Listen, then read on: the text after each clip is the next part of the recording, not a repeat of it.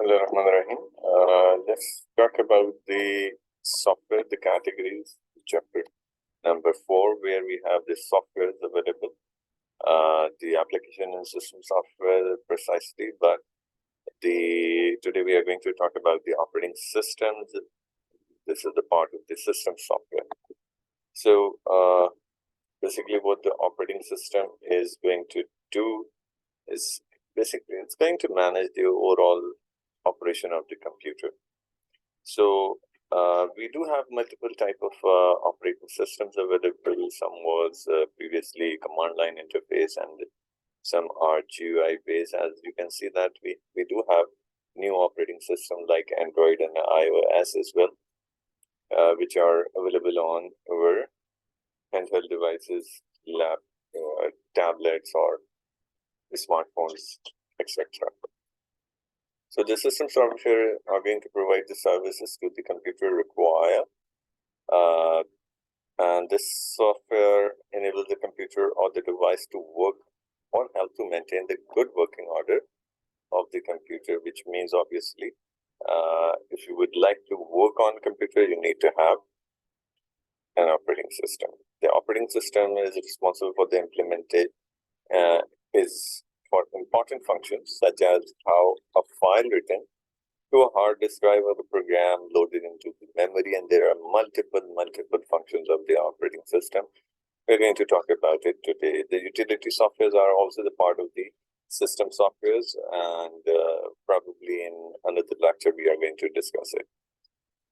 Now, the first and the main important part of the system software, which is inside the operating system, we do have this human-computer interface. What the human-computer interface is going to do, it means they communicate between the human, the user, and the computer system. So computer cannot understand the whatever the instruction given directly by the human. With the help of these devices, probably a keyboard, it cannot understand it. It needs to translate it into machine language, which is ones and the zeros. So it needs to change it and can understand it. So in human-computer interface, we have examples include the interaction with a mobile phone with the help of like touch screen, browsing a website from your desktop computer using the keyboard and the mouse probably. Yes, we can do things a little bit with the help of voice command, using the Internet of Things IO devices with the help of gesture-based or pointing devices. The handwritten commands with the recognition of the text which we are basically wanted to input into the computer. So we do have human-computer interfaces, and these devices are basically going to understand what the human wanted to do, wanted to ask, wanted to communicate with this computer system, and going to translate it for a particular computer, either it's a laptop or desktop or mobile phone or a tablet or any other device. In human-computer interface, we need to cover two things. One is command line interface. As you can see, this particular black area is one of the command line interface where we have to type in the commands. So the CLI or the command line interface requires a user to type in the instructions, and direct communication. It is going to directly communicate with the computer and is not restricted to a number of predetermined options, which means that we can have multiple commands. If you are going to compare it with the GUI environment, we do not have too many commands available, which are the predetermined options. So in CLI option, we probably have multiple commands available. Let's try this one. This is the same screen we have over here, and I would like to view one of the command we usually display with IPCON FIG IP config, which is going to come up with the configuration of IP. Let's put enter over here. As you can see, that these are the things are coming, and IPCON FI config / all can come up with too many things. So there was the IP config and the IP config / all. IP config / all is going to come up with too many things over here. But let's come down to another one, which is IPCON FIG. I'm going to place a / sign with a question mark, which will come up with how many options available. We have only applied IP config and IP config / all. As you can see that we have renew, release, renew 6, which is probably for IPv6. And there are multiple things which are basically demonstrated over here, which is written over here, that what if you are going to apply a / with whatever the command is writing. These commands are basically not available in GUI environment. So there can be multiple commands which are not available in the GUI environment. That's why I would like to show it to you.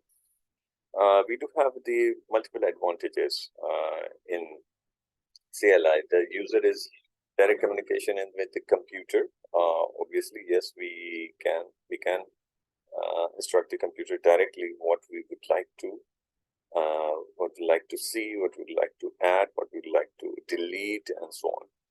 The user is not restricted to a number of predetermined options, which we have already seen.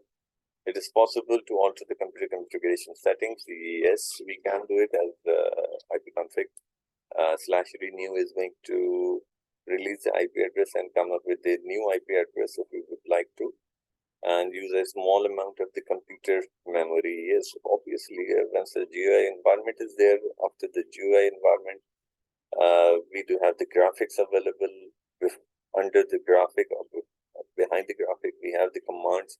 So both are going to load into the memory, where in the CLI command, there is no graphic. You are just typing it in and everything is available. We do have multiple disadvantages as well for this one, which is one of the disadvantages. The user needs to learn the number of commands carry out the basic operations. You need to remember everything. All commands need to be typed in, which takes time and can be error prone as well. So yes, we need to type it in, and there is a possibility if we are going to there is a chance of an error, and command must be typed in using the correct format or spelling. Yes, of course, again, taking the example of IP config / all, if you're going to apply the probably / all, it won't work. So we need to work accordingly. We do have the GUI graphical user interface, which is mouse is used to control the cursor, and the icon are selected to open run a Windows operating. Like sort of a Windows operating system. We know what the Windows operating systems are, Windows-based operating systems, where we are selecting, double-clicking, right-clicking. With the help of all the options available, we can go for the selection and instruct the computer what to do and when to do. There are some advantages. Yes, the user doesn't need to learn any command. This is comparative with the CLI, and you don't need to learn anything. Things are available. It's user friendly, and you can search out the things as well in graphical user interface. Precise things are going to come up once you are going to search something. More user friendly, as the icon are used to represent the applications. A pointing device such as a mouse is used to click on an icon to launch the application. We do have multiple disadvantages. This type of the interface uses considerably more computer memory than the CLI. We did talk about it. The user is limited to the icon provided on the screen. Compared with the CLI, yes, we have limited options available and need an operating system such as Windows to fully operate, not just operate, fully operate and ready to work with. So these are these few disadvantages that you need to install first and going to run the operating system, particularly load all the things on it. So you can use it. After the user interfaces, we have the memory management, and this is also very important factor, very important part of the operating system functions. And the memory management refers to the management of the primary memory or the main memory. Obviously, the main memory is large array of the words or the byte, where each word or the byte has its own address inside the memory. So memory is somewhat like a container box where you're placing the instructions and the data inside, and it is going to fill up with different applications you are basically loading. So we are precisely talking about the RAM right now, which is going to hold some data for a while and then it's going to release it whenever we require. So the main memory provides the fast storage that can be accessed directly by the CPU, and operating system does the following activity for the memory management. What are the 4 points we have? It keeps tracks of the primary memory. What part of the primary memory it is used by whom, means which application or which file is going to use the part of the primary memory. What part are not in use, which means that these are the available part and you can use it for another application if you would like to open it. We do have in multi-programming, the OS decide which process will get memory, when and how much. Multi-programming is one of the topics which probably going to come up with. So, but the operating system is going to check which part of the memory we are going to allow for this multi-programming and probably multi-processing as well. Allocates the memory when a process requests to do so. So if an application is going to open, it will obviously going to request for memory allocation, and the memory allocation is done with the help of the operating system memory management area.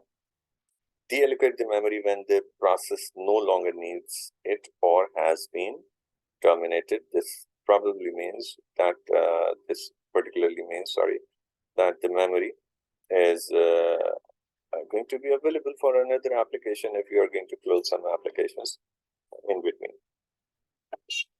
The next task for the operating system is the security management, which is the operating system security is the process of ensuring the OS integrity, confidentiality, and the availability of the different piece of this software.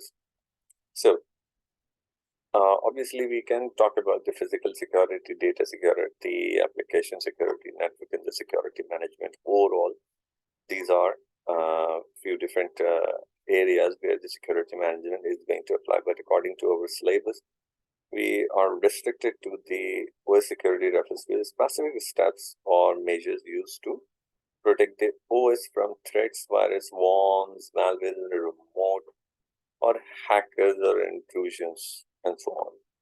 The other one is very important, which is the OS updates, operating system update, which are usually known as service packs, which are available on the maker of whatever the designer of the operating system. If you are using Windows operating system, the service packs are available on their own website. And some service packs are directly going to download to your system which will obviously you don't have to go to their website to download it.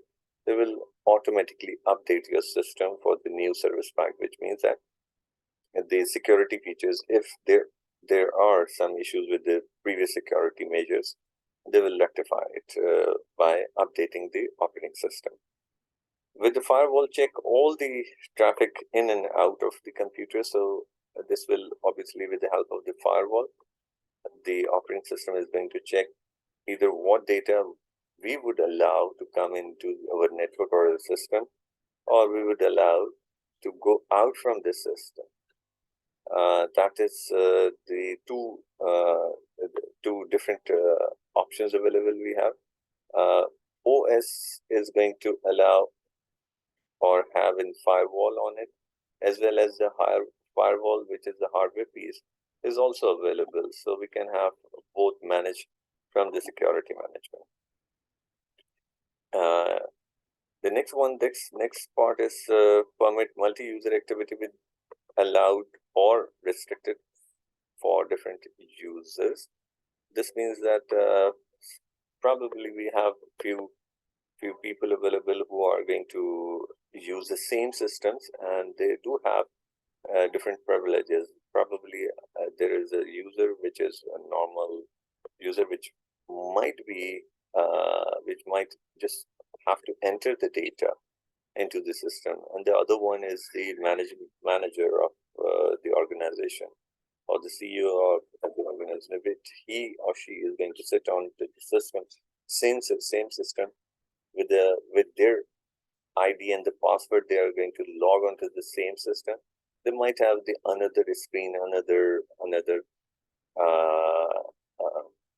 another piece of information, more access to the data than the other person probably who just wanted to enter the data. So they can have multiple more options comparative with the normal user. Now the last point over here, which is offering the availability to recover lost data. This is also the secure part of the security management. Obviously, the security management is going to take care of if there is a loss of data, then how to recover it. This comes under the umbrella of the security management, as well as this is one of the utility software we have, which can obviously going to do certain things. Now let's talk about the hardware peripheral management, which is how to deal with the hardware. Involves all the input and output devices, the peripheral devices attached to the computer. We need to obviously going to install each and every device that you would like to run a particular device. So obviously the operating system part is to communicate with the IO device using the device drivers, and the device drivers are another part of the operating not the operating system, but system software. But again, hardware peripheral management is going to take care of the communication between the device drivers and the hardware pieces. It is going to translate it into the format that the input and output devices can understand. As a human, whatever we are talking about. If a cell phone is there, and I'll going to just open the speaker and going mic and going to instruct something on it. Obviously, probably the application is going to run some internet browser, going to understand in the search for the whatever the phrase is we have delivered. So, but again, these English statements are not directly understood by the system. It will translate it into the machine language, which is 10, and the system can understand it with the help of whatever the translated version is. So after that, it is going to instruct probably the screen, the mouse, and the other devices to understand it, what the user wanted to do. So after this, it will obviously going to work on it. manages I/O devices by controlling the queues and the buffers. Um, there are some, like we have printers available, which are, once you're going to send something to the printer, and that printer is probably going to take the printout of taking the printout of the document you have just sent it to you. But uh, in this particular manner, if you are going to send another printout and another printout, probably 30-40 pages long, and the other one 50 pages, so it's going into the queue. Once the first printout is printed out, the next print which you have sent is going into the buffer, and buffer is going to release the rest of the operation, like to print out the same document, the second document. The third one is still in the queue and wait for its turn to come into the buffer and going to print out from the printer. So the next part is obviously file management. And the file management is the process of administering a system that correctly handles the digital data. Obviously, we have digital data inside our computers. So we can obviously going to check it with the naming conventions that can be used, that is like file name .dlcx and the pck.txt as well. So we can have multiple type of extensions available for different file systems, and not just file systems, but for different files associated with whatever the software it is. Keep track of files stored on the computer. Obviously, you need to check your files. So it is going to keep track of all the files in the folders inside your computer by making some indexes. Performing specific tasks, for example, create, open, close, delete, rename, copy, and move the file from one place to another. This is coming under the umbrella of file management, under the specific function of the OS again. Ensuring access control mechanisms are maintained. The access controls are, again, the one which is, if you are going to use the same system, the other person is sitting on it, probably might delete your data, change it, rename it, or alter it. So what you need to do is to ensure, with the help of the user ID and the password, that you are coming into the system and the other person is going to sit in and going to log into your system, same system. We'll have the security management mechanism which will control that other person cannot alter your data onto the same system. So this is coming under the umbrella of security management. We'll talk about it later on in today's lecture. Ensuring memory allocation for the file by reading it from the HDD or SSD, loading into the memory. So file management, obviously, once you're going to open a file, it will need some memory from your hard disk drive or solid state, whatever is basically available in your system. So it will have to work with the memory, specifically with the RAM. So after that, once it is loaded into the RAM, obviously it's going for CPU for further calculation and further availability. Now this is multitasking. What the multitasking is, the ability of an operating system to have more than one task open at a time. This is quite easier, that too many applications are running together. Seems like that every application is running together, but there is a switching option inside. We will talk about it later on at some other stage. CPU rotates between the tasks. Basically, this is what I am talking about, that CPU is going to rotate between the tasks.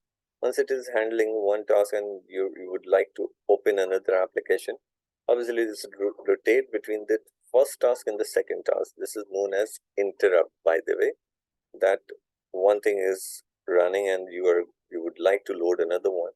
So this is interrupt. Obviously, This will come later on. Switching is done quickly, so we usually understand that the multitasking is done. Humans appears as to all the program executing at the same time. It again appears all the programs are basically not executing at the same time. It will be in a halt situation, the one which is behind the screen, like this particular PowerPoint slide is running. Behind it, some other applications are also open, but once we are going to reach to those particular applications, they will be coming into the CPU, and CPU is going to rotate between this application which is running right now and the other one which is we would like to load. So it seems like that every application is running in a parallel way. But the spreadsheet software, the emails you are using, the web browser you are using, and the antivirus, all going and coming out with the help of operating system and going to load into the CPU and vice versa. Management of the security user account is one of the very important tasks of the operating system. It is going to user management describe the ability for administrator to manage user accounts, various IT resources like system, devices, application and storage, network, and more are going to handle over here. With the help of the groups, I cannot click on this image and it will work, but this is the groups are going to make it very meaningful that who the user must be a part of, probably must be a part of a group. So the administrator is one of the user we have, and the group, which is it's a part of the it says administrators. It's known as administrators. So let me load it. Let me try to load it quickly, very quickly on my system. And let's see if it is going to work.